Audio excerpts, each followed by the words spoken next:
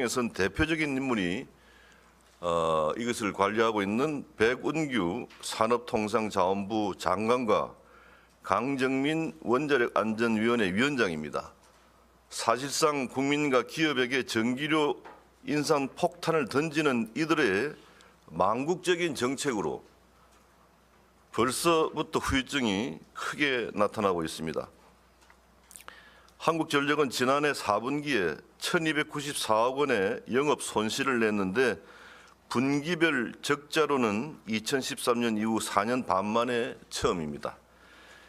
이것은 값싸고 친환경적인 원전 24기 가운데 10기를 세워놓고 원전 가동률을 58%로 낮추면서 비싼 LNG 발전을 늘린 결과 전력 생산비가 크게 높아졌기 때문입니다. 올해 1월에도 전력 구매비는 전년 대비 15.8%, 즉 6,812억 원이나 늘었고 전력 수요 예측 잘못으로 올해 들어 1월에 5번, 2월에 2번 급전 지시가 7차례나 있었습니다. 국민들의 전기료 부담을 늘리고 국가 경쟁력의 기반을 무너뜨리는 망국적이자 매국 행위와 다름없는 문재인 정부의 엉터리 탈원전 정책에 대해서 우리는 그 실상을 국민 여러분께 알기 쉽게 널리 알리고 국민의 이름으로 이것을 중단시켜야 합니다. 더 과간인 것은 탈원전을 외치던 백운규 산업통상자원부 장관이 사우디아라비아에 원전을 수출하기 위해서 나선다는 사실입니다. 이처럼 앞뒤가 맞지 않고 자가당착에 빠져있는 인물이 국가 에너지를 총괄하는 장관으로 있는 것은 국가의 수치이자 망신이고 국민에 대한 모독이라고 생각합니다. 백운규 장관은 학자적 양심을 가지고 탈원전 정책이 잘못되었다는 수정을 선언하든지 아니면은 원전 수출에 나서지 말든지 태기를 해야 합니다. 백운규 장관이 원전 수출에 나서면은 오히려 수출에 방해만 될 뿐이라고 저는 생각합니다. 오늘 세미나에서 여러 가지 좋은 이야기가 나올 것으로 기대하면서 오늘 세미나의 내용이 단순한 의견 개진을 넘어서 국민 여러분께 이 실상을 제대로 알기 쉽게 홍보를 하고 정말 잘못된 탈원전 신재생 에너지 확대 정책이 더 이상 우리나라 미래의 발목을 잡지 않도록 노력해야 되겠습니다. 특히 신재생 에너지 이 산업은 우리나라에는 도저히 실정상 맞지 않는 정책입니다. 좀 잘 아시다시피 풍력 발전은 초속 7m 평균 바람이 불어야만 경제적인데 우리나라는 3, 4m밖에 되지 않는 나라에 풍력 발전기를 세운다는 것은 국력의 낭비이고 또 태양광 발전소도 우리같이 좁은 나라에서 도저히 불가능한 이야기입니다. 이것을 국민을 속이면서 밀어붙이고 있는 이 문재인 정권의 큰 잘못을 국민들에게 효과적으로 제대로 알릴 수 있도록 우리 모두 같이 노력하자는 말씀을 드립니다. 감사합니다. 이 8차 전력 수급 기본 계획이라는 게 작년 12월 29일 날 정말 소리 소문도 없이 발표가 됐습니다.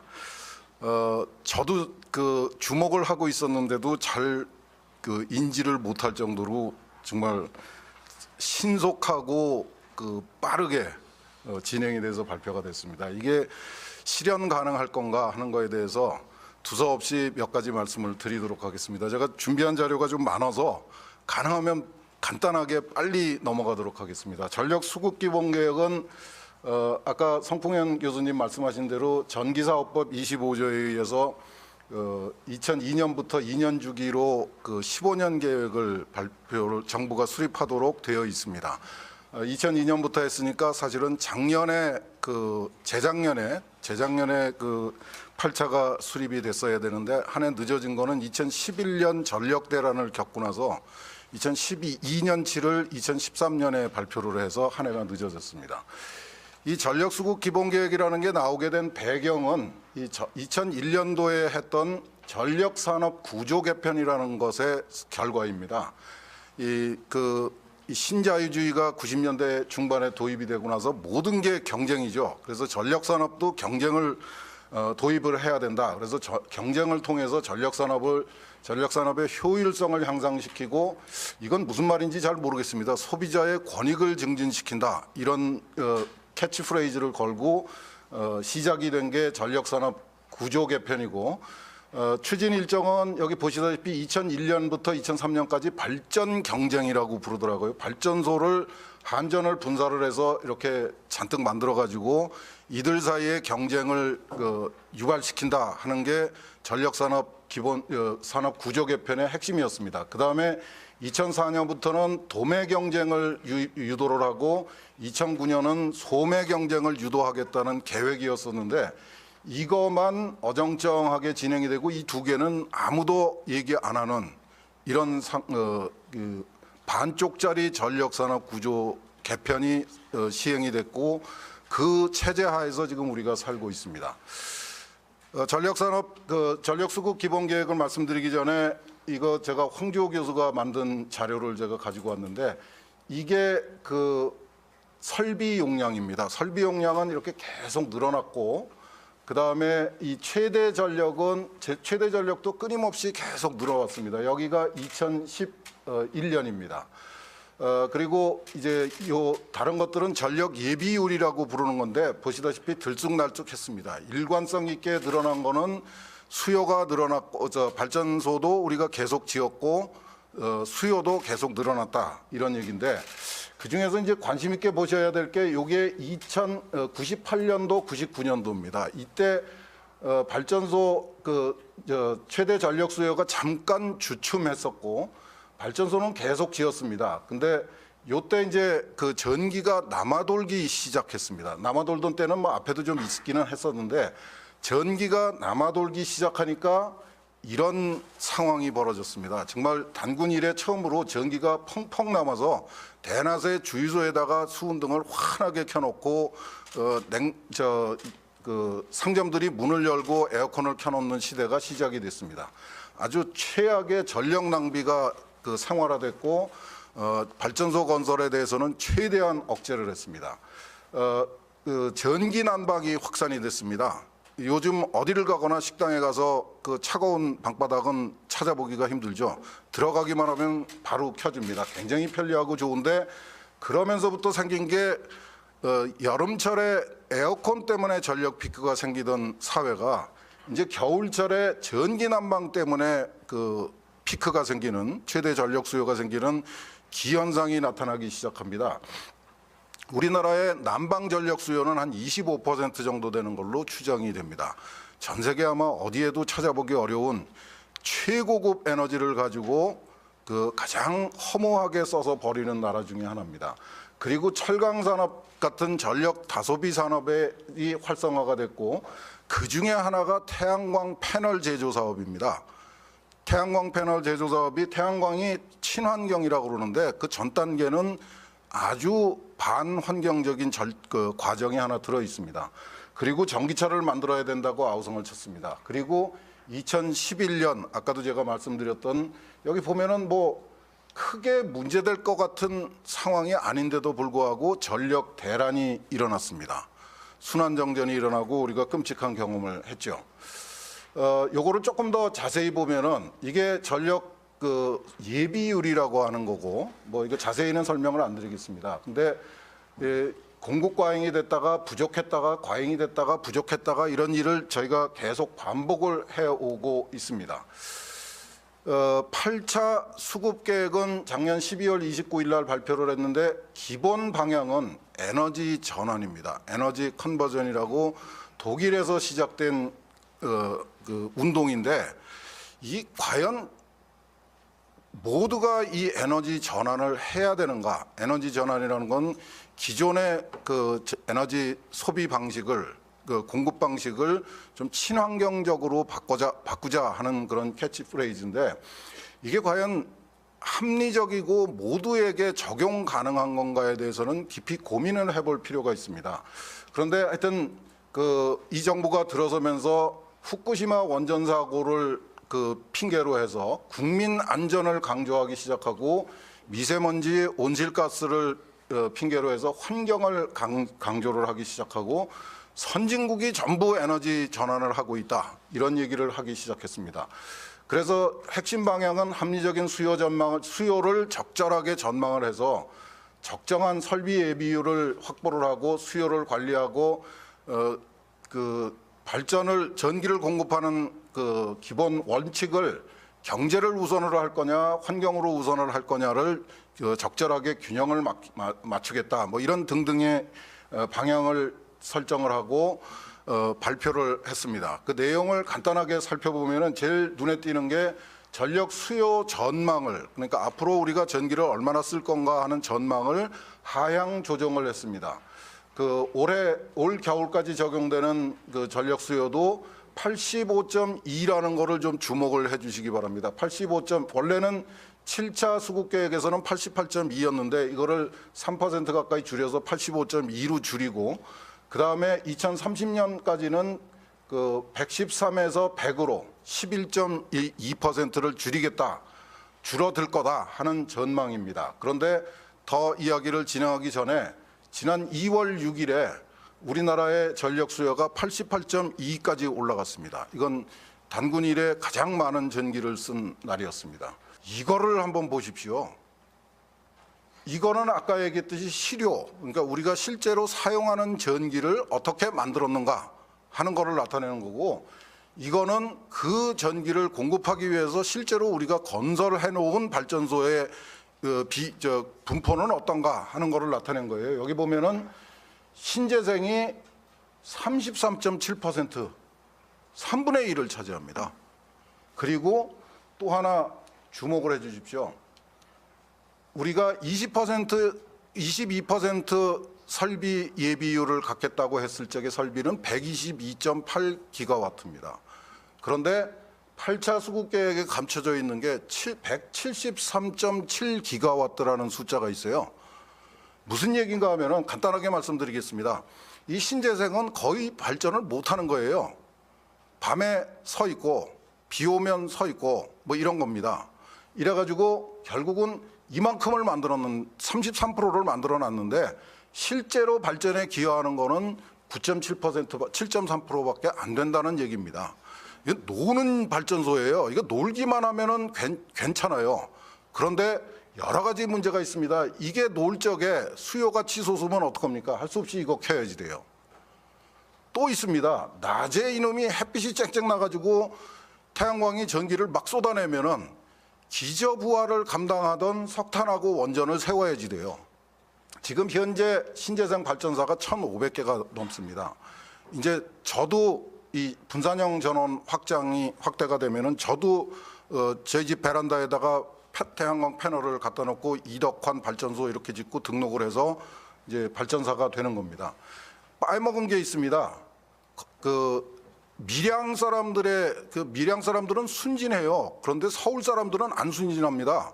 서울 시내에다가 분산형 발전소를 짓겠다, 또는 서울 근교에다가 분산형 발전소를 짓겠다. 아마 서울 근교에, 서울시나 서울 근교의 그 지역구를 가지고 계신 의원님들 고생 무지하게 하실 겁니다. 못 져요. 가능하지 않습니다.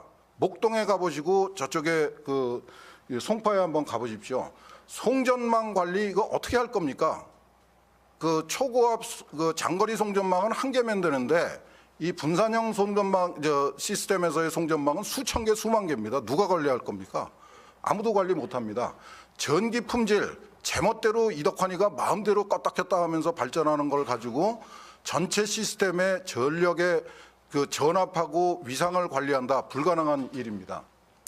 꼭 고려해야 될 게 경제 성장하고 통일 준비는 절대로 빼놓으면 안 되는 겁니다. 이거 지금이라도 집어넣어야 되고요. 전력 소비를 줄이는 것, 절약하는 것, 낭비를 줄이는 거하고 수요를 포기하는 거하고는 전혀 차원이 다른 얘기입니다. 기업에서 전기를 쓰겠다는데 못 쓰게 하면은 그건 나쁜 사람이죠. 전략과 효율화에 대해서도 현실적인 방안을 찾아야 되고, 불확실한 완성되지 않은 미래 기술에 대한 투자는 필요합니다. 그런데 현재 검증된 현재 기술을 적극적으로 활용하는 지혜도 필요한 겁니다. 그다음에 발전 기술에 대해서 왜 태양광하고 풍력만 발전을 합니까? 그 원자력도 발전하고 석탄도 발전합니다. 왜 그 기존의 기술들은 정체 더 이상 발전 안 하고 과거의 자료를 들고 나오는지 잘 모르겠고요. 기술은 기본적으로 위험하고 오염을 발생시키는 겁니다. 그 노벨 물리학상을 받은 그 물리학자가 우주에는 공짜 점심이 없다고 했습니다. 기술에는 공짜가 없는 겁니다. 청정 기술 없습니다. 친환경 기술 없습니다. 그리고 정말 나라다운 나라 만들어야 되지 않겠습니까? 투명하고 공정한 법치 좀 해주십시오. 원자력진흥법 시행해 주시고 이거 좀 만들어 주십시오. 김무성 의원님, 밀실 캠프 금지법 좀 만들어 주세요. 이거 정치인들만 괴롭히는 거 아닙니다. 대학교도 초토화되고 있습니다. 대선 시즌만 다가오면 모든 교수들이 어디 들어갈 데 없는가 헤매고 있어요. 이거 좀 만드는 건 좋습니다. 만들면 공개하라고 해 주십시오. 그리고 공약을 정책화하는 과정이 꼭 필요합니다. 이것도 법제화 좀 해 주십시오. 공약이니까 포기 못하겠다. 이거 이제 그만 좀 듣고 싶습니다. 이 밀실에서 그 능력도 없는 사람들을 모아놓고 만들어 놓은 공약을 왜 우리가 받아야 됩니까? 이상입니다. 예, 그러면 윤상직 의원님께서 먼저 발표해 주시겠습니다. 예. 그 아까도 우리 이덕환 교수께서 말씀하셨습니다만 지금 최대 전력을 보면은 2017년도에 최대 전력이 8조 전력 수급 기본 계획으로 보면은 약 한 2년 앞당겨간 2019년도가 예상했던 최대 전력을 지금 도달하고 있습니다. 그 한국전력의 영업이익을 좀 자세히 좀 설명을 드리고 싶은데 그다음 표를 좀 봐주십시오. 손익계산서인데 연료비가 한 2조 한 5천억 늘었더라고요. 전력구입비가 한 3조 5천억 늘었습니다.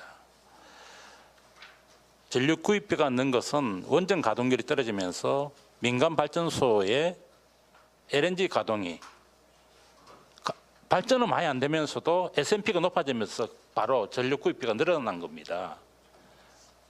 그다음에 연료비도 보면은 제가 지금 연료비를 왜 보냐 그러면은 이 깊이 들어봐야 될 부분이 석탄이 작년에 한 34% 정도 늘었습니다. 단가가 34% 올랐습니다. 이게 그러면 앞으로 더 계속 지속될 것인가? 또 연료비가 석탄 가격이 떨어질 수 있느냐? 그렇지 않다는 겁니다. 석탄 가격은 계속 올라갈 수밖에 없는 환경이 되어버렸습니다. 그 이유는 뭐냐? 호주에서 환경 규제를 강화해서 질 좋은 호주산 유연탄 공급이 지금 현재 아주 타이트해지고 있습니다.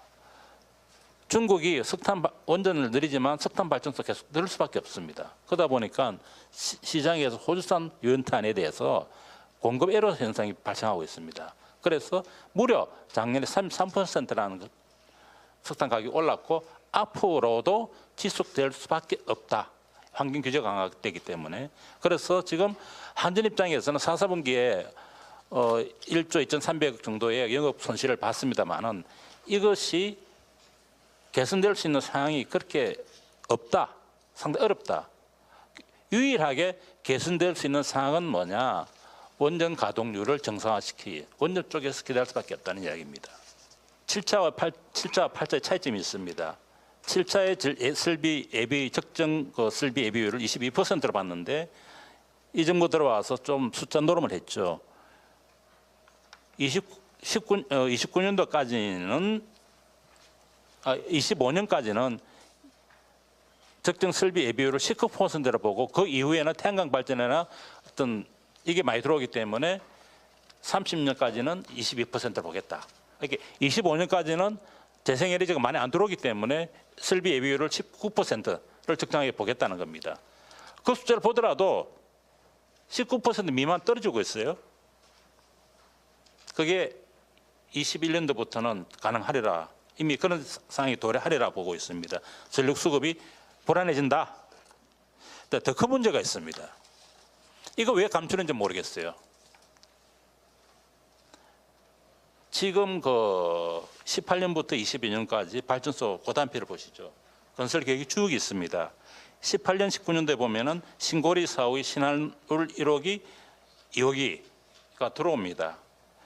제가 밑에 스타표시를 해놓은 것은 새로운 송전선로가 필요한 그런 발전소입니다. 발전소 아무리 지어봐야 송전선로 없으면은 전력 공급 못합니다. 없는 거와 똑같습니다. 신고리 4억이 신한울 1억이 신한울 2억이는 어떤 형태든 간에 송전선로가 확보되어 있습니다.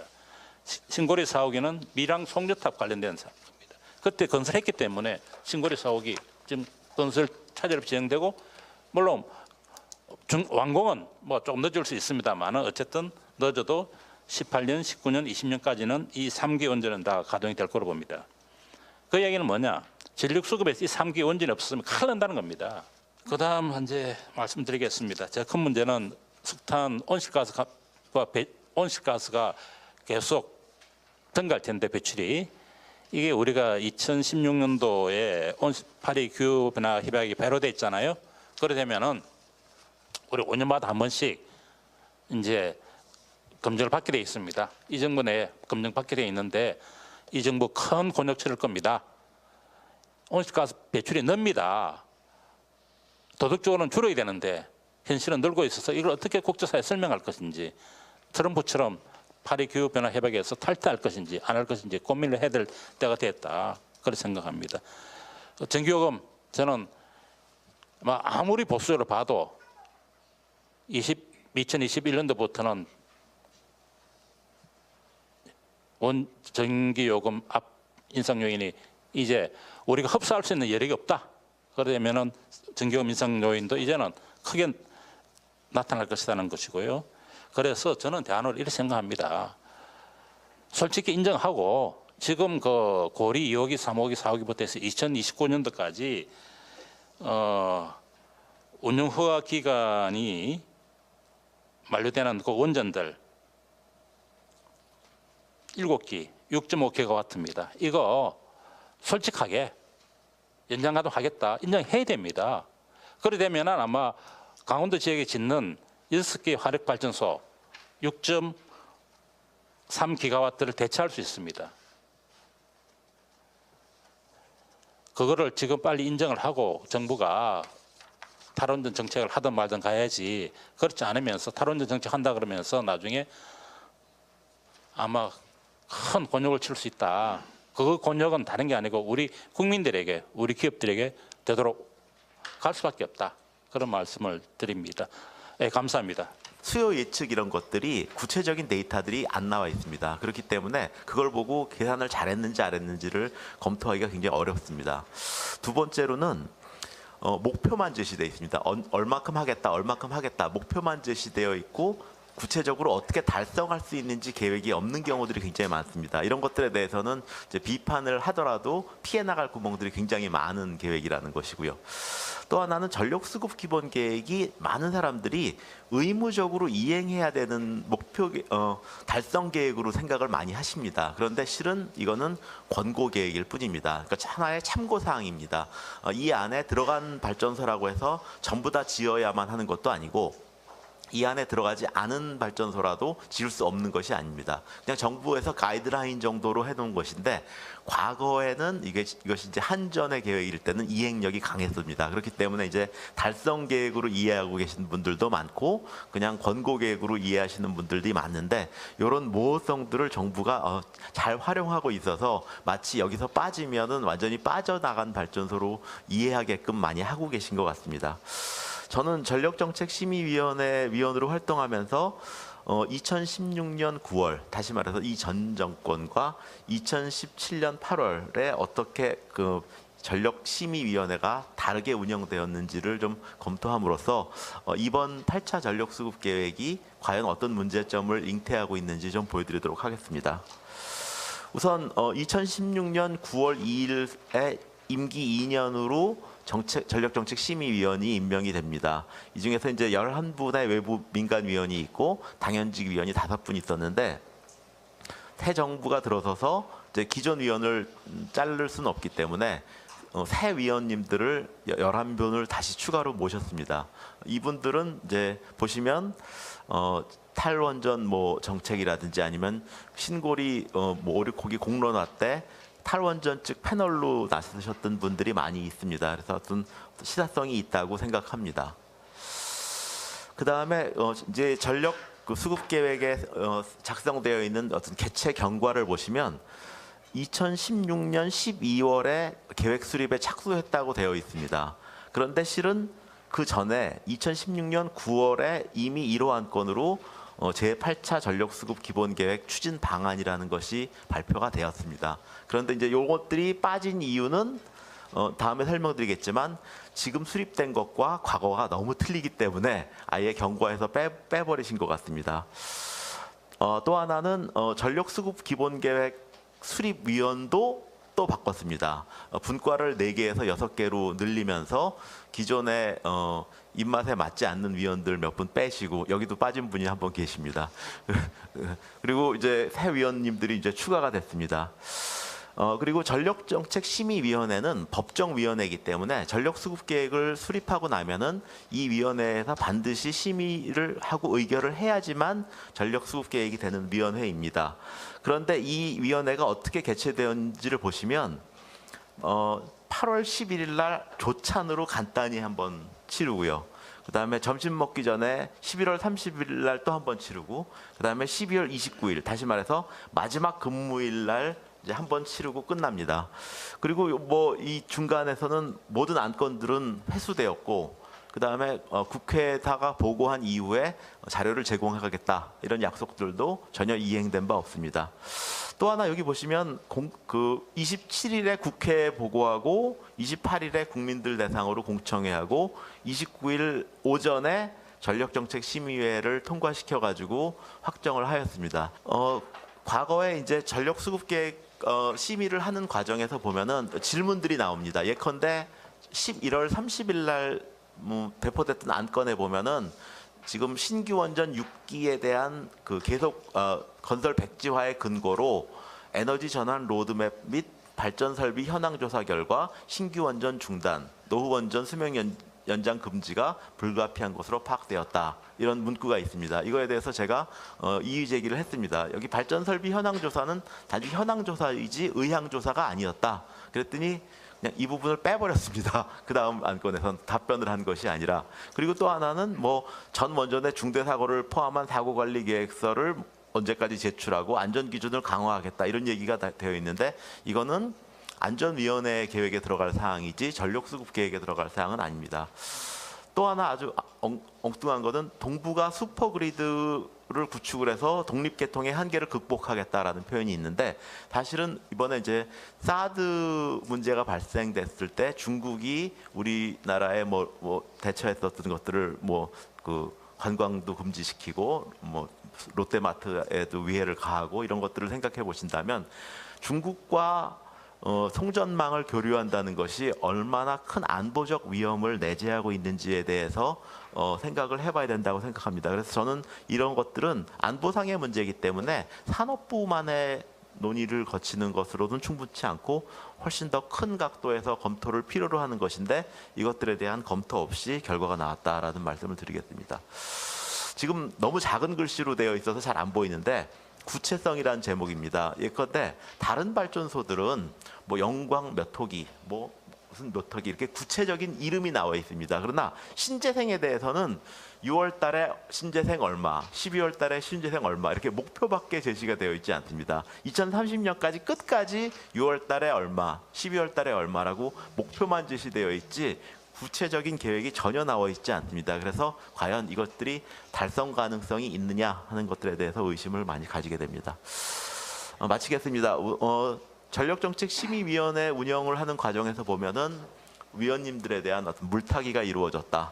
그다음에 일정상 심층 토의나 국민 의견 수렴이 불가능한 일정으로 진행되었다.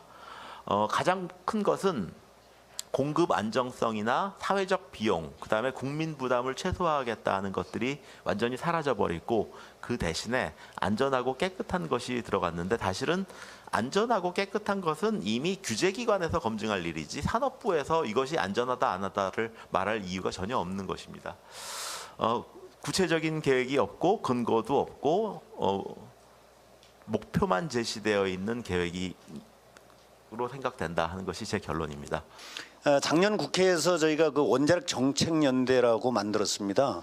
그래서 산업계와 학계와 그다음에 또 탈원전을 주장하지 않는 환경계 그리고 또 이 원자력 살리기 국민연대라고 이렇게 이 원로들 분까지 이렇게 참여를 하셔가지고 원자력 정책연대를 만들어서 실제 지금 이제 이 교재에는 없지만은 간단하게 말씀을 드리면은 이 8차 전력 수급 기본 계획이 잘못됐다고 해서 취소 소송을 사실은 지금 이제 법원에 냈습니다. 그래서 이런 어떤 취소 소송을 내면서 사실 이 에너지 어떤 이런 부분은 단순하게 그 어떤 뭐 정권이나 어떤 또 이념 이런 걸 넘어서서 국민의 미래의 먹거리고 또 후손들에 대한 어떤 먹거리이기 때문에 정말 잘못됐다 해서 취소 소송을 냈는데 그 취소 소송에 이제 간단하게 그런 말씀을 좀 드리면은 일단 그 이 모든 것은 이 에너지 그 기본 계획과 일치해야 되는데 실제 에너지 기본 계획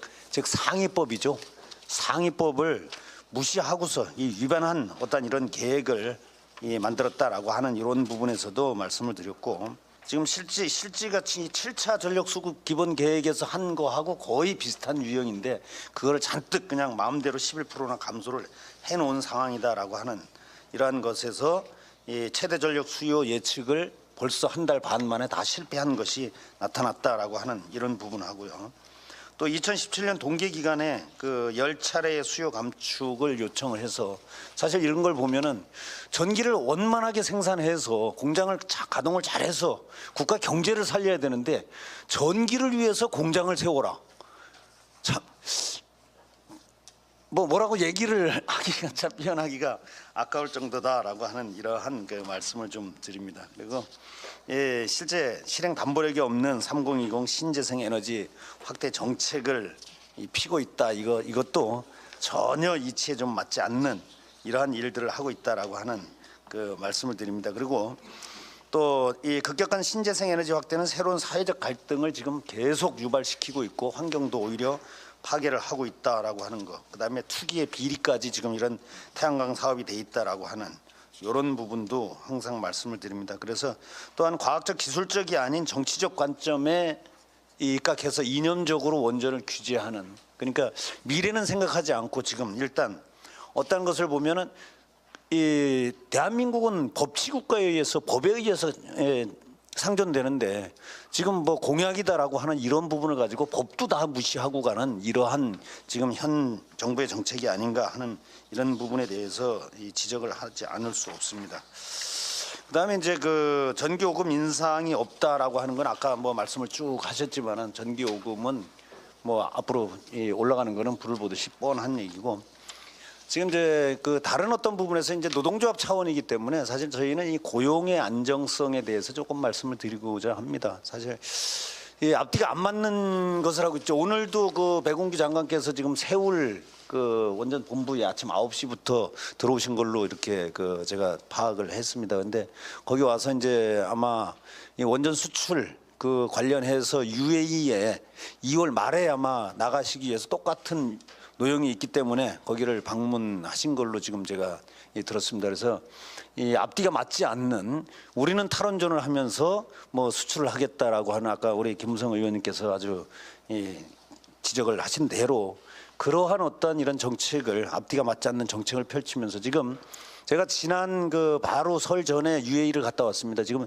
저희 한수원 직원만 거기에 약 1,000명이 지금 상주를 하고 있어요. 그래서 이 협력사까지 해서 수천 명이 지금 거기에 가 있는데 이런 어떤 지금 현재의 탈원전 정책대로 하면은 저희가 2030년까지 한수원 직원 지금 현재 한 12,000명에서 13,000명 정도 되는데 거기에서 수천 명을 줄여야 하는 이러한 것이 저희한테는 지금 사실 목전에 와 있는 겁니다. 그래서 이런 뿐만이 아니라 이 뒤쪽에 그 보시면은 마지막으로 제가 잠깐 뭐 시간이 다 되니까 이제 그걸 하는데 원전 일자리가 뭐 여러 가지 뭐 서플라이 체인이나 이런 거는 뭐 다르게 하더라도 우선 일자리 자체만 해도 10만 명 이상이 추정되는 이러한 어떤 일자리를 그 놓칠 수 있는 이런 기회를 정말 상실하는 이러한 정책을 피고 있는 이런 것에 대해서 그 하여간 안타까움을 금할 수가 없습니다. 이 시간상으로 뭐 자꾸 촉박해 하시니까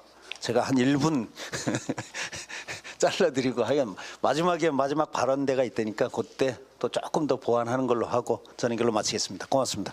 이 수요자원 거래 시장이 DR이라는 게 원래는 디맨드 리스폰스 수요 반응이에요. 근데 그 전에 7차 전력 수급 계획 보고서를 찾아보시면 어떻게 돼 있냐면 부하 관리 및 정책 의지 이렇게 돼 있습니다. 그러니까 부하 관리를 하는 겁니다. 부하 관리를 예전에 어떻게 했느냐 하면 전력 설비가 부족할 것 같다고 예상이 되면 대수용가 공장이죠. 찾아다니면서 또는 전화해서 전기 좀 꺼주세요 한 게 부하 관리였어요. 근데 그런 식으로 하다 보니까 이게 뭔가 제도적으로도 잘 안 될 뿐만 아니고 그게 이제 전력산업 기반기금에서 돈이 나가는데 돈이 많이 들어요. 그래서 이걸 시장으로 끌어들여야 되겠다라고 해서 제도화 시킨 겁니다. 그러려면 이제 그래서 이제 그 비용 부담이 기반기금의 비용 부담이 없어지만 시장에서 정산되니까 전기요금에 바로 반영될 수 있겠죠. 자, 이거를 이해하려면 두 가지 관점이 필요한데요. 하나는 전력 설비가 여유가 있느냐 없느냐. 그러니까 예전에는 전력 설비가 부족할 것 같으면 썼던 수단이에요. 근데 이게 시장으로 들어오면서 아무 때나 쓸 수 있는 게 된 겁니다. 그리고 그게 첫 번째고요. 또 하나 생각나면 말씀드리고 이 제도의 내용이 뭐냐면 연간 60시간 희망하는 소비자가 계약에 의해서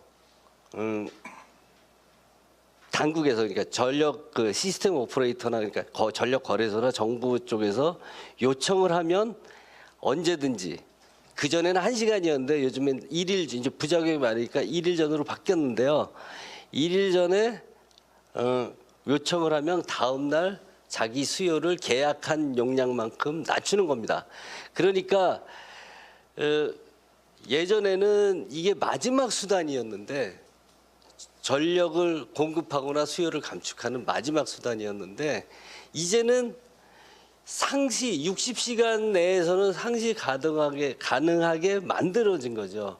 그러면서 예전에는 기반기금에 줬던 걸 이제 지금 정산을 하고 그다음에 어떻게 하냐면 상시 발전소처럼 취급을 하는 겁니다. 그래서 급전지시라고 얘기를 하는 거였어요. 그러니까 전력 시스템을 운영하는 사람은 지금 한 400만 정도 계약이 돼 있는데 그 얘기는 지금 피크가 1억 킬로와트라고 보면은 한 4% 정도의 예비력을 더 갖고 있는 겁니다. 이해되시죠?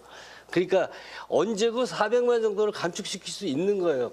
그 계약을 한 거니까. 자 이제 이거의 이해 인터레스트 그룹이 어떻게 나눠지냐면 정부 또는 전력거래소 하나 묶어서 전력 당국이라고 하나 하고요. 그 다음에 제가 생각해 보니까 여기에 참여한 소비자, 공장, 그 다음에 여기에 참여하지 않는 소비자, 그 다음에 또 하나 있는 게 발전 사업자예요. 주로 이제 가스 발전 사업자가 해당이 되는데 결론적으로 말씀드리면 정부 당국, 그러니까 전력 당국하고 이 DR에 참여하는 소비자는 승자고요. 이 DR 제도에 참여하지 못하는 소비자와 그 다음에 가스 발전 사업자가 주로 되겠는데 여긴 패자입니다. 무슨 얘기냐면 계약만 하면 1년 단위로 계약이 되는데요. 계약만 하면 기본 정산금이라는 걸 줍니다. 아까 여기 슬라이드에 했던 2천억이라는 게 그 돈이에요. 그러니까 수요 감축 요구, 그러니까 급전 지시가 안 나도 2천억을 받습니다. 안녕하세요. 그러니까 이게 DR에 참여한 기업이 하나라고 치면 저는 2천억 받아요. 수요 감축 아니어도. 근데 이제 공장을 자꾸 세운 이 감성의 우선에서 공장을 세운다는 게 말이 되냐 막 이렇게 자꾸 말씀들 하시는데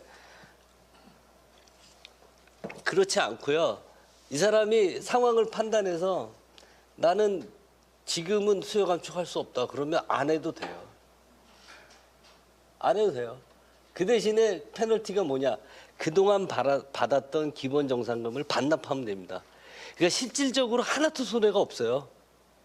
그런 의미에서 승자고요.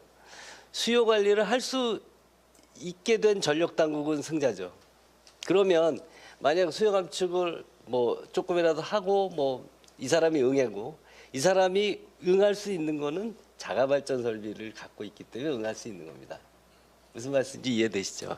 예.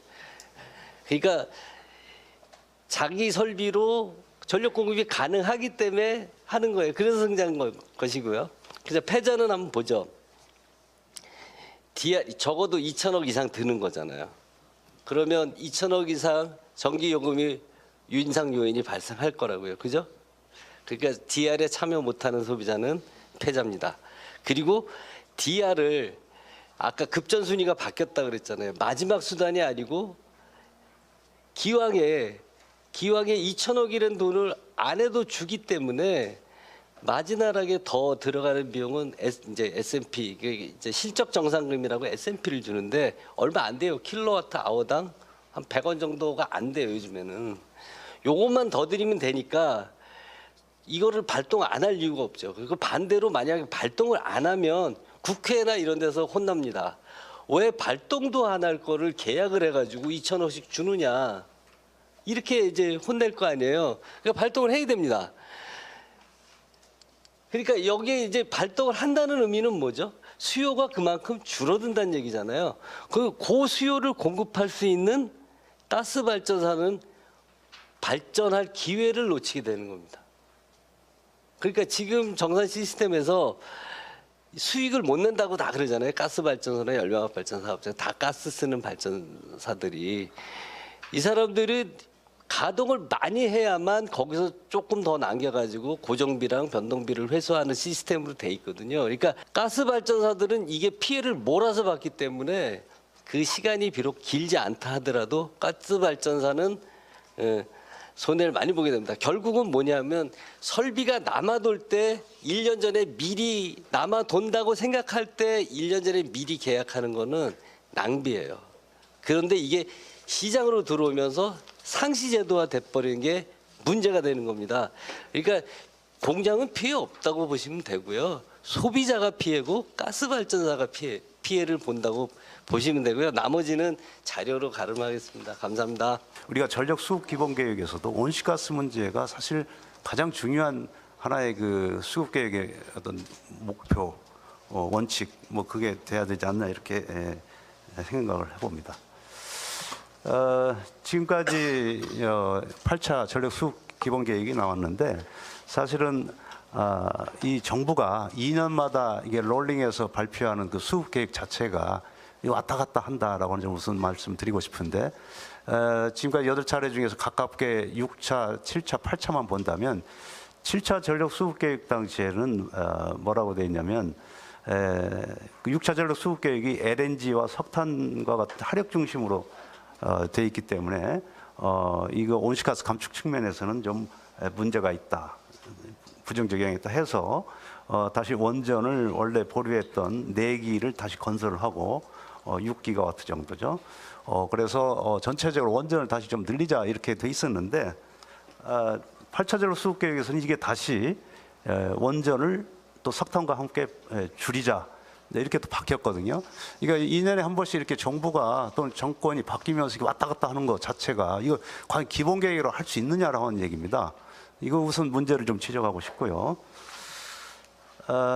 저는 이제 사실 이 간단한 이 식을 가지고 잠깐 말씀을 드리겠는데요. 사실 이게 탄소 배출량은 온실가스 배출량은 사실 이 3가지 요인으로 분해가 됩니다. 이거 다 약분하면 C만 남죠. 사실 그래서 3가지로 이제 편의상 분해를 해서 보는데 온실가스를 감축을 시키려면은 우선 3번째 항목부터 보겠습니다. 우선 전력 소비를 좀 줄이는 발전량을 줄이는 게 필요하고요. 2번째 항목은 1kWh를 생산하는데 투입돼야 될 발열량.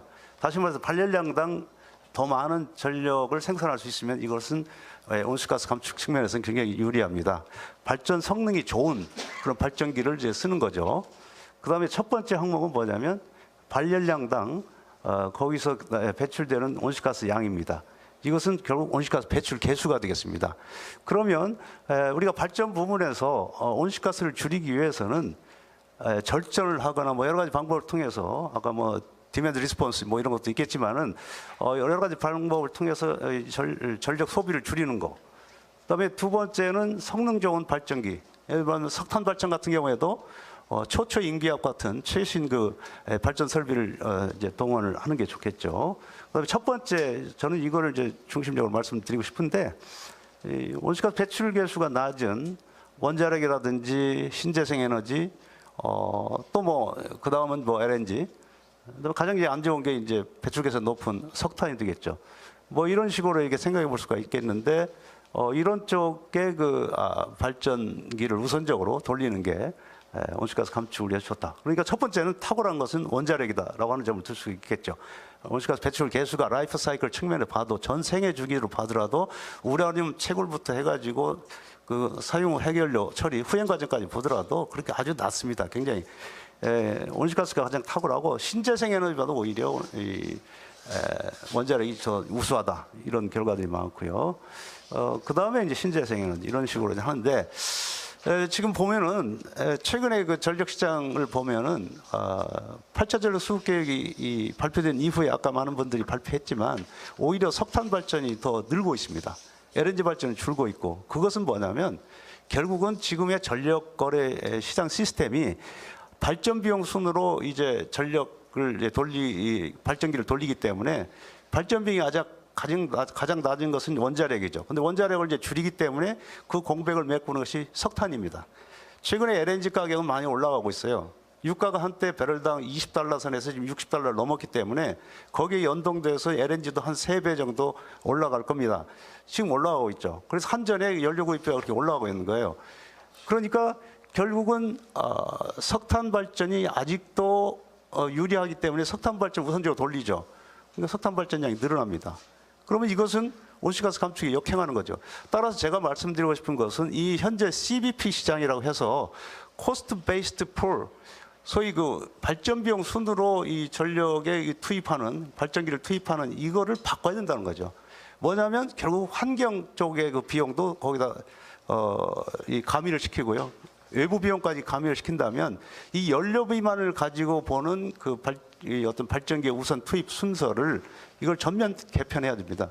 그렇다고 본다면 LNG가 사실은 환경 비용이 석탄보다 싸기 때문에 LNG를 석탄 발전보다 먼저 돌릴 수가 있겠죠. 물론 뭐 원자력이 그 우선이 되겠지만은 원자력을 줄여나가는 공백을 우선적으로 온실가스 감축 측면에서 우리가 유리하게 발전기를 우리가 선택한다면 석탄보다는 LNG 쪽이 오히려 나올 수가 있습니다. 그래서 지금의 시장 시스템, 소위 CBP 시장 그 제도 자체를 전면적으로 지금 환경급전 쪽에 맞춰서 이제 바꿔야 됩니다. 경제급전에서 환경급전으로 바꾸는. 근데 그게 지금 논의가 되고는 있지만 학자들 사이에서 아직 실천 의지가 없는 것 같아요. 아직까지. 그 문제가 해결되지 않는 한 온실가스 감축은 오히려 아까 2천만 톤 1년 사이에 늘었다고 그랬는데요. 어느 세월에 6,400만 톤 이상, 8,500만 톤 최근에 늘었어요. 8차 전력 수급 계획에서. 원래 기본 계획에서는 온실가스 감축 기본 계획에서는 발전 부분에 전환 부분에 6,400만 톤을 3억 2,200만 톤에서 6,400만 톤 줄이겠다고 했는데 오히려 8차 전력 수급계획에서 8,500만 톤으로 한 2,100만 톤 정도를 더 늘리겠다고 이렇게 발표했습니다.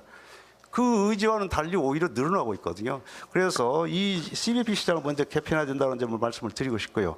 그러고 나서 또 하나는 이 온실가스 감축 로드맵이 나와야 됩니다. 지금 8,500만 톤 줄이겠다고 했지만 과연 그것이 매년 2020년까지 어떻게 줄여 나갈 건가? 2030년까지 이런 로드맵이 나와야 되는데 그냥 목표치만 딱 발표했거든요. 로드맵이 나와야 그 다음에 제3차 에너지 기본계획 올해 또 이제 발표가 되겠지만 그걸 받아가지고 에너지 기본계획에 반영을 시켜야 되지 않느냐 저는 그런 문제를 말씀을 드리고 싶고요.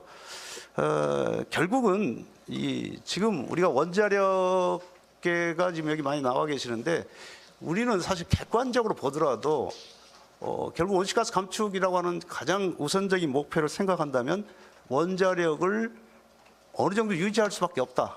라고 하는 결론에 도달할 수밖에 없어요. 이것은 하나의 결과로서 그렇게 나올 수밖에 없습니다.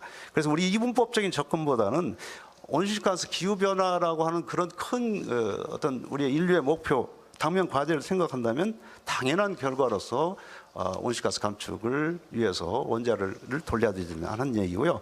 뒷부분을 제가 생략하겠는데 IAEA에서 발표된 걸 보면 지금 약 450기, 지금 한 470기 정도 늘어났지만은 원자력에 의해서 매년 25억 톤 정도의 온실가스 배출을 지금 회피하고 있습니다. 다시 온실가스 배출이 감축되고 있는 거죠. 우리나라가 8억 5,100만 ton 정도 앞으로 2030년에 이제 발생을 시킨다고 하면 지금 한 7억 톤 정도 되죠. 우리나라의 한 4배 내지 5배 정도를 온실가스 감축량, 온실가스 배출량의 5배 정도를 지금 전 세계적으로 원전을 450기 돌리면서 그걸 감축시키고 있다. 그렇기 때문에 앞으로도 우리가 온실가스 피지라든지 아까 뭐 두발루라든지 우리나라 송도라든지 이런 나라들이 물에 잠기는 거 인류의 어떤 그 공멸을 면하려면 이것은 우리 국가적 차원에서도 사실 이런 원전을 이렇게 탈원전을 이렇게 과감하게 추진할 성질은 것은 아니다. 이런 점을 말씀을 드리고요. 우선 2023년에 우리가 5년 우리가 파리 협정 이후에 5년이 되거든요. 그때 우리가 글로벌 스톡 테이킹이라고 해가지고 우리가 온실가스 감축을 얼마나 했는지를 국제적으로 점검을 받도록 되어 있습니다. 사실 트럼프도 파리 협정 탈퇴를 선언했지만 지금 4년 정도 유예 기간이 있어서 그렇지 사실은 돌아올 겁니다. 그렇게 본다면 우리도 이 문제를 어떻게 해야 될 건지 심각한 고민을 해야 되고요. 사실 미세먼지 문제, 뭐 이 문제까지 따진다면은 사실은 뭐 원전의 필요성 두말할 필요도 없지 않느냐 이렇게 말씀을 드리면서 제 말씀을 간단히 마치도록 하겠습니다. 고맙습니다.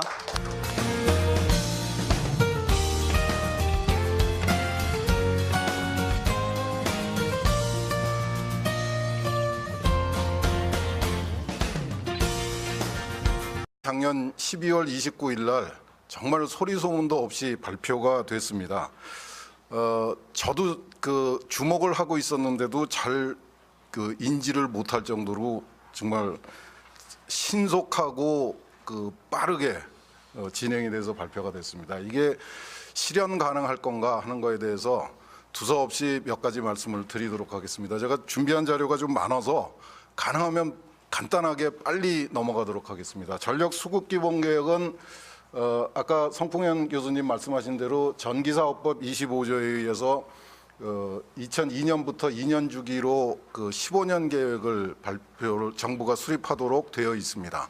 2002년부터 했으니까 사실은 작년에 그 재작년에 그 8차가 수립이 됐어야 되는데 한 해 늦어진 거는 2011년 전력 대란을 겪고 나서 2012년치를 2013년에 발표를 해서 한 해가 늦어졌습니다. 이 전력 수급 기본 계획이라는 게 나오게 된 배경은 2001년도에 했던 전력 산업 구조 개편이라는 것의 결과입니다. 이 신자유주의가 90년대 중반에 도입이 되고 나서 모든 게 경쟁이죠. 그래서 전력 산업도 경쟁을 도입을 해야 된다. 그래서 경쟁을 통해서 전력 산업의 효율성을 향상시키고 이건 무슨 말인지 잘 모르겠습니다. 소비자의 권익을 증진시킨다. 이런 캐치프레이즈를 걸고 시작이 된 게 전력산업 구조 개편이고 추진 일정은 여기 보시다시피 2001년부터 2003년까지 발전 경쟁이라고 부르더라고요. 발전소를 한전을 분사를 해서 이렇게 잔뜩 만들어 가지고 이들 사이의 경쟁을 유발시킨다 하는 게 전력산업 기본 산업 구조 개편의 핵심이었습니다. 그다음에 2004년부터는 도매 경쟁을 유도를 하고 2009년은 소매 경쟁을 유도하겠다는 계획이었었는데 이것만 어정쩡하게 진행이 되고 이 두 개는 아무도 얘기 안 하는 이런 반쪽짜리 전력산업 구조 개편이 시행이 됐고 그 체제 하에서 지금 우리가 살고 있습니다. 전력 수급 기본 계획을 말씀드리기 전에 이거 제가 황주호 교수가 만든 자료를 제가 가지고 왔는데 이게 그 설비 용량입니다. 설비 용량은 이렇게 계속 늘어났고 그 다음에 이 최대 전력도 끊임없이 계속 늘어왔습니다. 여기가 2011년입니다. 그리고 이제 요 다른 것들은 전력 예비율이라고 부르는 건데 보시다시피 들쑥날쑥했습니다. 일관성 있게 늘어난 거는 수요가 늘어났고 발전소도 우리가 계속 지었고 수요도 계속 늘어났다 이런 얘기인데 그 중에서 이제 관심 있게 보셔야 될 게 이게 2098년도, 99년도입니다. 이때 발전소 최대 전력 수요가 잠깐 주춤했었고 발전소는 계속 지었습니다. 근데 요때 이제 그 전기가 남아돌기 시작했습니다. 남아돌던 때는 뭐 앞에도 좀 있기는 했었는데 전기가 남아돌기 시작하니까 이런 상황이 벌어졌습니다. 정말 단군 이래 처음으로 전기가 펑펑 남아서 대낮에 주유소에다가 수은등을 환하게 켜놓고 상점들이 문을 열고 에어컨을 켜놓는 시대가 시작해서 전기를 쓰겠다는데 못 쓰게 하면은 그건 나쁜 사람이죠. 전략과 효율화에 대해서도 현실적인 방안을 찾아야 되고 불확실한 완성되지 않은 미래 기술에 대한 투자는 필요합니다. 그런데 현재 검증된 현재 기술을 적극적으로 활용하는 지혜도 필요한 겁니다. 그다음에 그 발전 기술에 대해서 왜 태양광하고 풍력만 발전을 합니까? 그 원자력도 발전하고 석탄도 발전합니다. 왜 그 기존의 기술들은 정체 더 이상 발전 안 하고 과거의 자료를 들고 나오는지 잘 모르겠고요. 기술은 기본적으로 위험하고 오염을 발생시키는 겁니다. 노벨 물리학상을 받은 그 물리학자가 우주에는 공짜 점심이 없다고 했습니다. 기술에는 공짜가 없는 겁니다. 청정 기술 없습니다. 친환경 기술 없습니다. 그리고 정말 나라다운 나라 만들어야 되지 않겠습니까? 투명하고 공정한 법치 좀 해주십시오. 원자력진흥법 시행해 주시고 이거 좀 만들어 주십시오. 김무성 의원님. 밀실 캠프 금지법 좀 만들어 주세요. 이거 정치인들만 괴롭히는 거 아닙니다. 대학교도 초토화되고 있습니다. 대선 시즌만 다가오면 모든 교수들이 어디 들어갈 데 없는가 헤매고 있어요. 이거 좀 만드는 건 좋습니다. 만들면 공개하라고 해 주십시오. 그리고 공약을 정책화하는 과정이 꼭 필요합니다. 이것도 법제화 좀 해 주십시오. 공약이니까 포기 못하겠다. 이거 이제 그만 좀 듣고 싶습니다. 이 밀실에서 그 능력도 없는 사람들 모아놓고 만들어 놓은 공약을 왜 우리가 받아야 됩니까? 이상입니다. 예, 그러면 윤상직 의원님께서 먼저 발표해 주시겠습니다. 예. 아까도 우리 이덕환 교수께서 말씀하셨습니다만 지금 최대 전력을 보면은 2017년도에 최대 전력이 8차 전력수급 기본계획으로 보면은 약 한 2년 앞당겨간 2019년도가 예상했던 최대 전력을 지금 도달하고 있습니다. 한국전력의 영업이익을 좀 자세히 좀 설명을 드리고 싶은데 그다음 표를 좀 봐주십시오. 손익계산서인데 연료비가 한 2조 한 5천억 늘었더라고요. 전력구입비가 한 3조 5천억 늘었습니다. 전력구입비가 는 것은 원전 가동률이 떨어지면서 민간 발전소의 LNG 가동이 발전은 많이 안 되면서도 S&P가 높아지면서 바로 전력구입비가 늘어난 겁니다. 그다음에 연료비도 보면은 제가 지금 연료비를 왜 보냐 그러면은 이 깊이 들어봐야 될 부분이 석탄이 작년에 한 34% 정도 늘었습니다. 단가가 34% 올랐습니다. 이게 그러면 앞으로 더 계속 지속될 것인가 또 연료비가 석탄 가격이 떨어질 수 있느냐 그렇지 않다는 겁니다. 석탄 가격은 계속 올라갈 수밖에 없는 환경이 되어버렸습니다. 그 이유는 뭐냐? 호주에서 환경 규제를 강화해서 질 좋은 호주산 유연탄 공급이 지금 현재 아주 타이트해지고 있습니다. 중국이 석탄 원정에선 대표적인 인물이 이것을 관리하고 있는 백운규 산업통상자원부 장관과 강정민 원자력안전위원회 위원장입니다. 사실상 국민과 기업에게 전기료 인상 폭탄을 던지는 이들의 망국적인 정책으로 벌써부터 후유증이 크게 나타나고 있습니다. 한국전력은 지난해 4분기에 1,294억 원의 영업 손실을 냈는데 분기별 적자로는 2013년 이후 4년 반 만에 처음입니다. 이것은 값싸고 친환경적인 원전 24기 가운데 10기를 세워놓고 원전 가동률을 58%로 낮추면서 비싼 LNG 발전을 늘린 결과 전력 생산비가 크게 높아졌기 때문입니다. 올해 1월에도 전력 구매비는 전년 대비 15.8%, 즉 6,812억 원이나 늘었고 전력 수요 예측 잘못으로 올해 들어 1월에 5번, 2월에 2번 급전 지시가 7차례나 있었습니다. 국민들의 전기료 부담을 늘리고 국가 경쟁력의 기반을 무너뜨리는 망국적이자 매국 행위와 다름없는 문재인 정부의 엉터리 탈원전 정책에 대해서 우리는 그 실상을 국민 여러분께 알기 쉽게 널리 알리고 국민의 이름으로 이것을 중단시켜야 합니다. 더 과간인 것은 탈원전을 외치던 백운규 산업통상자원부 장관이 사우디아라비아에 원전을 수출하기 위해서 나선다는 사실입니다. 이처럼 앞뒤가 맞지 않고 자가당착에 빠져있는 인물이 국가 에너지를 총괄하는 장관으로 있는 것은 국가의 수치이자 망신이고 국민에 대한 모독이라고 생각합니다.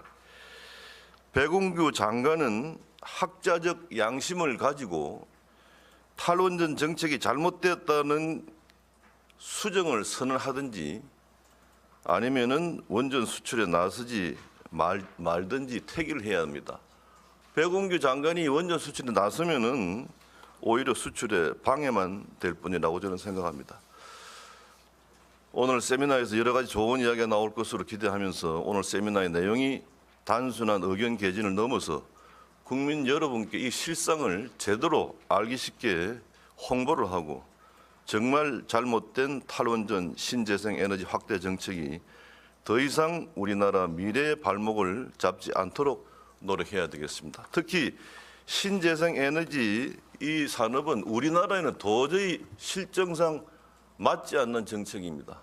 좀 잘 아시다시피 풍력 발전은 초속 7m 평균 바람이 불어야만 경제적인데 우리나라는 3, 4m밖에 되지 않는 나라에 풍력 발전기를 세운다는 것은 국력의 낭비이고 또 태양광 발전소도 우리같이 좁은 나라에서 도저히 불가능한 이야기입니다. 이것을 국민을 속이면서 밀어붙이고 있는 이 문재인 정권의 큰 잘못을 국민들에게 효과적으로 제대로 알릴 수 있도록 우리 모두 같이 노력하자는 말씀을 드립니다. 감사합니다. 이 8차 전력 수급 기본 계획이라는 게 됐습니다. 아주 최악의 전력 낭비가 생활화됐고 발전소 건설에 대해서는 최대한 억제를 했습니다. 전기 난방이 확산이 됐습니다. 요즘 어디를 가거나 식당에 가서 그 차가운 방바닥은 찾아보기가 힘들죠. 들어가기만 하면 바로 켜집니다. 굉장히 편리하고 좋은데 그러면서부터 생긴 게 여름철에 에어컨 때문에 전력 피크가 생기던 사회가 이제 겨울철에 전기 난방 때문에 그 피크가 생기는 최대 전력 수요가 생기는 기현상이 나타나기 시작합니다. 우리나라의 난방 전력 수요는 한 25% 정도 되는 걸로 추정이 됩니다. 전 세계 아마 어디에도 찾아보기 어려운 최고급 에너지를 가지고 그 가장 허무하게 써서 버리는 나라 중에 하나입니다. 그리고 철강 산업 같은 전력 다소비 산업이 활성화가 됐고 그 중에 하나가 태양광 패널 제조 사업입니다. 태양광 패널 제조 사업이 태양광이 친환경이라고 그러는데 그 전 단계는 아주 반환경적인 과정이 하나 들어 있습니다. 그리고 전기차를 만들어야 된다고 아우성을 쳤습니다. 그리고 2011년 아까도 제가 말씀드렸던 여기 보면은 뭐 크게 문제될 것 같은 상황이 아닌데도 불구하고 전력 대란이 일어났습니다. 순환정전이 일어나고 우리가 끔찍한 경험을 했죠. 요거를 조금 더 자세히 보면은 이게 전력 그 예비율이라고 하는 거고 뭐 이거 자세히는 설명을 안 드리겠습니다. 근데 공급 과잉이 됐다가 부족했다가 과잉이 됐다가 부족했다가 이런 일을 저희가 계속 반복을 해오고 있습니다. 8차 수급 계획은 작년 12월 29일 날 발표를 했는데 기본 방향은 에너지 전환입니다. 에너지 컨버전이라고 독일에서 시작된 그 운동인데 이 과연 모두가 이 에너지 전환을 해야 되는가? 에너지 전환이라는 건 기존의 그 에너지 소비 방식을 그 공급 방식을 좀 친환경적으로 바꾸자 하는 그런 캐치프레이즈인데 이게 과연 합리적이고 모두에게 적용 가능한 건가에 대해서는 깊이 고민을 해볼 필요가 있습니다. 그런데 하여튼 이 정부가 들어서면서 후쿠시마 원전 사고를 그 핑계로 해서 국민 안전을 강조하기 시작하고 미세먼지 온실가스를 핑계로 해서 환경을 강조를 하기 시작하고 선진국이 전부 에너지 전환을 하고 있다 이런 얘기를 하기 시작했습니다. 그래서 핵심 방향은 합리적인 수요를 적절하게 전망을 해서 적정한 설비 예비율을 확보를 하고 수요를 관리하고 전기를 공급하는 그 기본 원칙을 경제를 우선으로 할 거냐 환경으로 우선을 할 거냐를 적절하게 균형을 맞추겠다 뭐 이런 등등의 방향을 설정을 하고 발표를 했습니다. 그 내용을 간단하게 살펴보면은 제일 눈에 띄는 게 전력 수요 전망을 그러니까 앞으로 우리가 전기를 얼마나 쓸 건가 하는 전망을 하향 조정을 했습니다. 올 겨울까지 적용되는 그 전력 수요도 85.2라는 거를 좀 주목을 해 주시기 바랍니다. 85점 원래는 7차 수급 계획에서는 88.2였는데 이거를 3% 가까이 줄여서 85.2로 줄이고 그다음에 2030년까지는 그 113에서 100으로 11.2%를 줄어들 거다 하는 전망입니다. 그런데 더 이야기를 진행하기 전에 지난 2월 6일에 우리나라의 전력 수요가 88.2까지 올라갔습니다. 이건 단군 이래 가장 많은 전기를 쓴 날이었습니다. 이거를 한번 보십시오. 이거는 아까 얘기했듯이 실효, 그러니까 우리가 실제로 사용하는 전기를 어떻게 만들었는가 하는 거를 나타내는 거고 이거는 그 전기를 공급하기 위해서 실제로 우리가 건설해 놓은 발전소의 분포는 어떤가 하는 거를 나타낸 거예요. 여기 보면은 신재생이 33.7%, 3분의 1을 차지합니다. 그리고 또 하나 주목을 해 주십시오. 우리가 22% 설비 예비율을 갖겠다고 했을 적의 설비는 122.8기가와트입니다. 그런데 8차 수급 계획에 감춰져 있는 게 173.7기가와트라는 숫자가 있어요. 무슨 얘기인가 하면은 간단하게 말씀드리겠습니다. 이 신재생은 거의 발전을 못하는 거예요. 밤에 서 있고 비 오면 서 있고 뭐 이런 겁니다. 이래가지고 결국은 이만큼을 33%를 만들어놨는데 실제로 발전에 기여하는 거는 9.7%, 7.3%밖에 안 된다는 얘기입니다. 이거 노는 발전소예요. 이거 놀기만 하면은 괜찮아요. 그런데 여러 가지 문제가 있습니다. 이게 놀 적에 수요가 치솟으면 어떡합니까? 할 수 없이 이거 켜야지 돼요. 또 있습니다. 낮에 이놈이 햇빛이 쨍쨍 나가지고 태양광이 전기를 막 쏟아내면은 기저부하를 감당하던 석탄하고 원전을 세워야지 돼요. 지금 현재 신재생 발전사가 1,500개가 넘습니다. 이제 저도 이 분산형 전원 확대가 되면은 저도 저희 집 베란다에다가 태양광 패널을 갖다 놓고 이덕환 발전소 이렇게 짓고 등록을 해서 이제 발전사가 되는 겁니다. 빠먹은 게 있습니다. 밀양 사람들은 순진해요. 그런데 서울 사람들은 안 순진합니다. 서울 시내에다가 분산형 발전소를 짓겠다 또는 서울 근교에다가 분산형 발전소를 짓겠다. 아마 서울 근교에 서울시나 서울 근교의 그 지역구를 가지고 계신 의원님들 고생 무지하게 하실 겁니다. 못 져요. 가능하지 않습니다. 목동에 가보시고 저쪽에 송파에 한번 가보십시오. 송전망 관리 이거 어떻게 할 겁니까? 그 초고압 장거리 송전망은 한 개면 되는데 이 분산형 송전망 시스템에서의 송전망은 수천 개, 수만 개입니다. 누가 관리할 겁니까? 아무도 관리 못합니다. 전기 품질 제멋대로 이덕환이가 마음대로 껐다 켰다 하면서 발전하는 걸 가지고 전체 시스템의 전력의 전압하고 위상을 관리한다. 불가능한 일입니다. 꼭 고려해야 될 게 경제 성장하고 통일 준비는 절대로 빼놓으면 안 되는 겁니다. 이거 지금이라도 집어넣어야 되고요. 전력 소비를 줄이는 것, 절약하는 것, 낭비를 줄이는 거하고 수요를 억제, 포기하는 거하고는 전혀 차원이 다른 얘기입니다. 기업에서